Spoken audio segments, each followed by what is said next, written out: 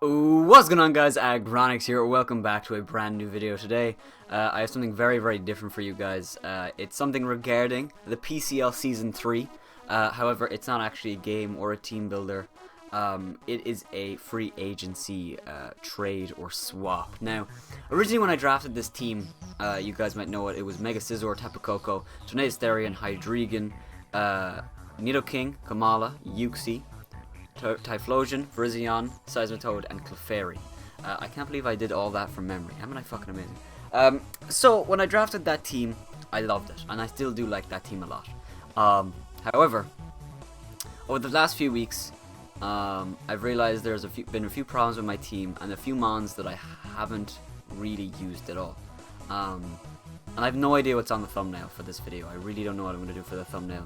Even as I'm recording this, I don't know what I'm going to put on it. You might already know, but basically, Uxie and Typhlosion just weren't working on the team. And it's not that Champ is fucking laughing right now, because he knows that I love Uxie, and I still do love Uxie. It's just, over this season, I've realized some of Uxie's shortcomings. And I really have looked at it in a different way. I still think Uxie is a really awesome mon that you can throw on a team, and it can be your only defensive mon, and it would work fine. You know, Stealth Rock, Thunder Wave, U-turn, and insert attack here, and then you just run 5 offensive mons. You could do that every single week. And in the last 5 weeks, I could have brought Uxie to every single game. It's just it never really fit the mold of the team. And there are, you know, Scizor would be a better U-turner, and it's also better defensively against certain mons. Seismitoad's a better Stealth Rocker. You know, Kamala's a better U-turner, and it gets Wish, you know?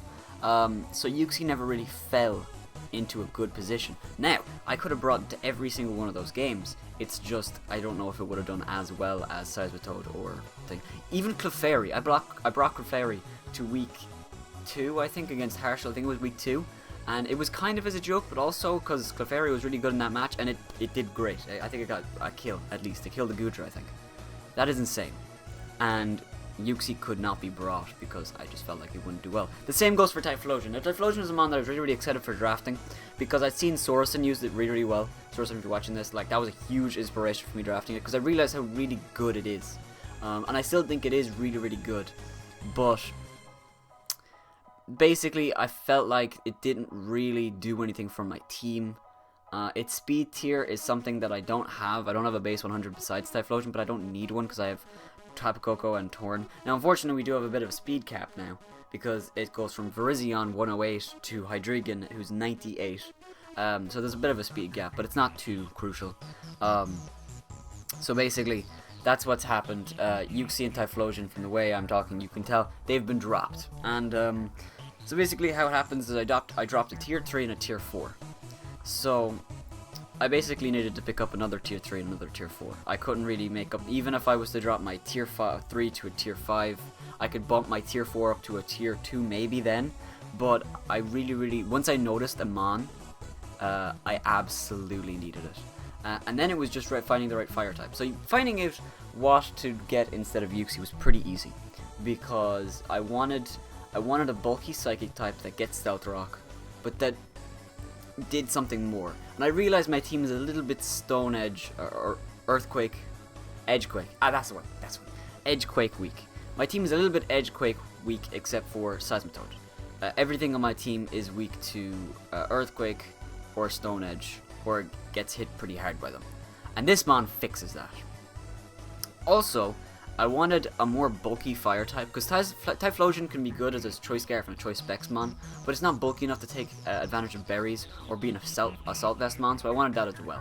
So, the two new mons that we picked up, we dropped Uxie and Typhlosion for Bronzong and Incineroar. Now, I'm really happy with this trade. Originally, I was going to draft, I was going to trade with Thunder, and I was going to give Typhlosion to him for his Delphox, and then I was going to pick up Lycanroc Day, which would give me a rock type, which I don't have, which I really did want a rock type, but I think this works out a little bit better, in my opinion. I'm actually glad that Thunder didn't agree to the trade, because I think this actually worked out better. We'll start off with Bronzong. Bronzong is the mon that once I realized it was free, I really wanted it. Access to Levitate and Heatproof, two fantastic abilities that take advantage of Bronzong's typing incredibly. your opponent has to really think about what they want to do. You know, is he heat proof or levitate? You know, they don't really know. Steel and Psychic, like I said, Yuxi's stats. Yuxi is a little bit more bulky than Bronzong by a lot. It's 130 in both defenses, and then I believe it's 70 HP. Bronzong is slower and has a little bit more attack, but actually it's funny, with that attack and with that speed, he actually does a lot of work because of a little move called Gyro Ball, and that alone makes Bronzong so scary against some teams, because Yuxi can't really do that. Yuxi can't really threaten an opponent out with an attack, and I already had that in Clefairy and Komala. So right now I have 2 Mons, which basically are free swaps, and I didn't want, and that means I couldn't bring Yuxi with Komala or Clefairy every single week. I'd have to bring only one and then hope that I can play around it. Bronzong fixes that a little bit. It's still as Stealth Rock, the same as Yuxi. Doesn't have U-turn, but has access to Earthquake, which I really like. And then it has usable special attacks, so I can run all the hidden powers. Has access to moves like Grass Knot for, you know, Quagsires and stuff. I don't think anyone has Quagsire, but it's still possible. And I think Bronzong is a huge improvement over Yuxi. I still love Yuxi, but I have realized some of its shortcomings over playing it this season. And I think Bronzong will fit the team better. Another thing is that it gives me another Steel type, which up to this point, my only one is Scizor, which is 4 times weak to fire. And the thing is about Bronzong, even though if I don't run Heat Proof, it's weak to fire, Bronzong doesn't really care too much about fire types as long as they're defensive or, you know, it's not stab. Like a Gudra's Flamethrower, Bronzong could take no problem, and so on, so on, so on.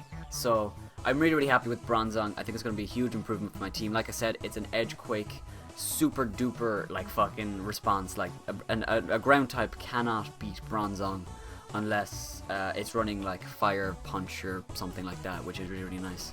So I'm really happy about Bronzong. And Incineroar is a mon that I'm actually really excited to use as well. Now, I dropped Typhlosion for Incineroar because I dropped Yuxi for Bronzong, which was tier 4, a tier 3 to a tier 4, and then I dropped Typhlosion. I actually bumped it up from a tier 4 to a tier 3, which is Incineroar.